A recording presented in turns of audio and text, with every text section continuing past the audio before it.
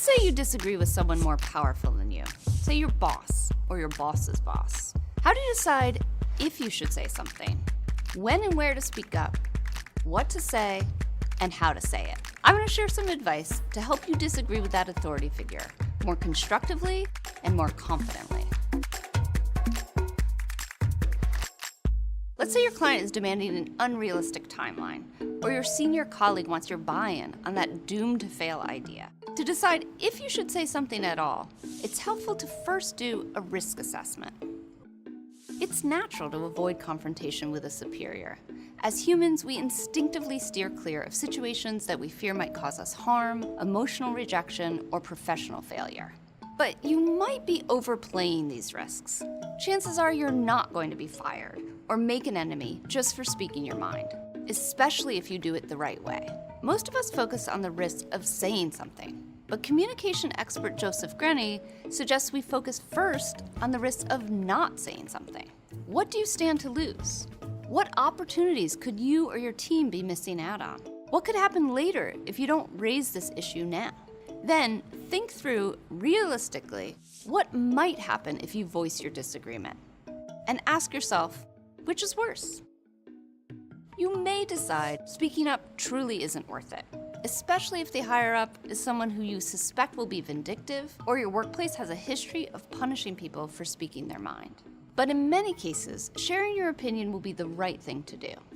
Then you need to decide when and where to share it. You may be able to build a stronger case if you wait to share your disagreement. This will give you time to research facts and make sure you understand the full picture. It can also give you time to find colleagues who are on the same page as you, and their ideas and support may bolster your case. The delay will also give you time to find the right environment to have this conversation. Where you meet matters. A private meeting with this powerful person may be less threatening than airing your disagreement in a more public space.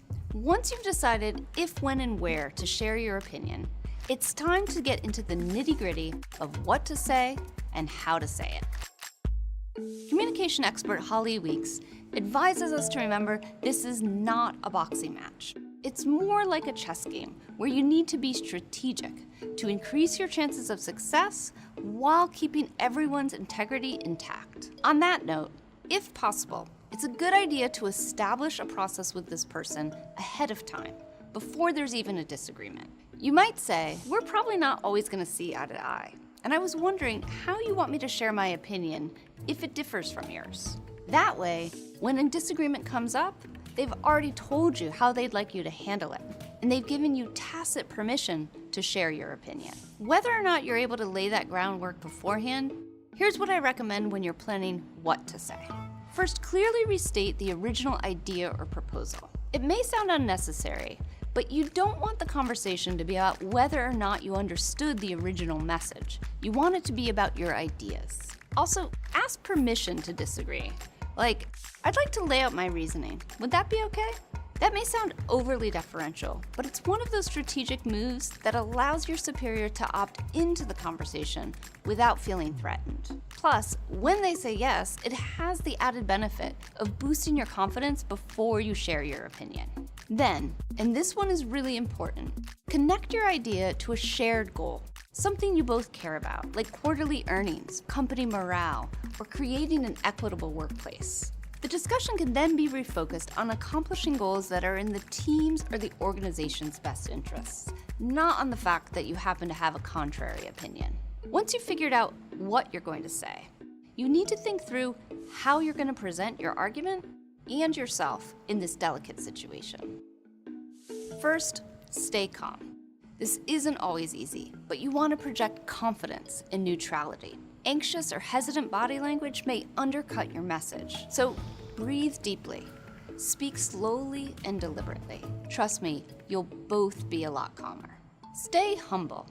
Your opinion is just that, your opinion, and you should be upfront in acknowledging that. Saying things like, I'm just thinking out loud here, or tell me where I'm wrong on this, leaves room for dialogue and invites curiosity rather than defensiveness. Stay neutral. Share only facts, not judgments. Try this experiment to see what I mean. State your case without using a single adjective. especially loaded ones. For instance, instead of saying, I think making a big purchase now is hasty, you might say, we can see that prices are dropping. If we wait a little while longer, we may be able to save some money. Avoiding words like foolish, naive, and wrong separates your critique from the people involved and keeps it focused on the problem that you're trying to solve together. Be respectful and firm. Saying something like, I know you'll make the final call here. It's up to you, puts the ultimate decision in their court while showing that you know where you stand. To be clear, this isn't about backtracking or undermining yourself. It's a balancing act, and you want to be firm about your opinion while acknowledging their authority. Okay, that was a lot of information, so let me summarize. When assessing if, when, and where to speak up, remember the consequences of disagreeing might not be so bad and could be much worse if you keep silent. At the same time, wait to launch the discussion until you've had time to gather support and ideas so you can present the best possible case. Choose the right time and place in which to have the conversation. When strategizing what to say, restate the original idea so they know you understand what they proposed. Explain that you have a different opinion and ask if you can voice it. Find common ground. Connect your disagreement to a shared goal you both want to achieve. If you can, set up a disagreement process ahead of time to make all of the above much easier.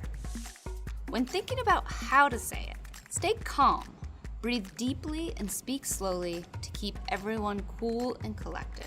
Stay humble and curious enough to hear critiques. Stay neutral and avoid judgy adjectives that can be upsetting and counterproductive. Be respectful but firm.